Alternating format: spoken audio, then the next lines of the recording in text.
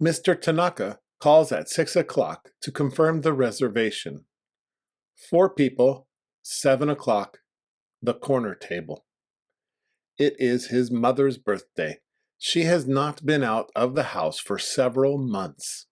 He thinks carefully about where to take her. Somewhere too formal might be tiring. Somewhere too loud would not do either. He chooses this restaurant because he trusts it. The food is reliable, the room is calm, and Claire always remembers the details. He picks his mother up at 5:30. 2 cousins are already waiting at the entrance when they arrive. Claire, the maitre d', greets Mr. Tanaka by name, nods to his mother, and leads them to the corner table without being asked. Everything is already in place.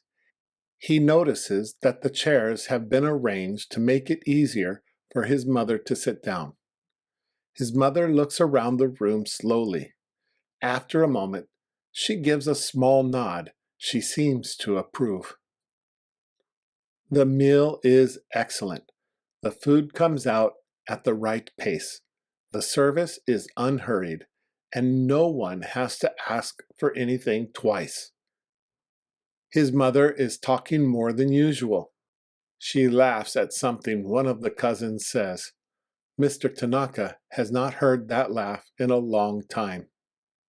Near the end of the meal, he notices Claire approaching the table. She is carrying something small on a plate. It is a cupcake, pink frosting, a pink candle, and small decorative flowers, the kind of thing you might bring to a child's party. His first thought is that it is too cute, a little embarrassing even. His mother is 83 years old. Then he looks at her face. Her eyes have gone wide. She presses both hands flat on the table and leans forward, studying the small flame with complete attention. She blows it out carefully, like a child making a wish. The table goes quiet for a moment, and then the cousins start clapping. Mr. Tanaka does not clap. He just watches her.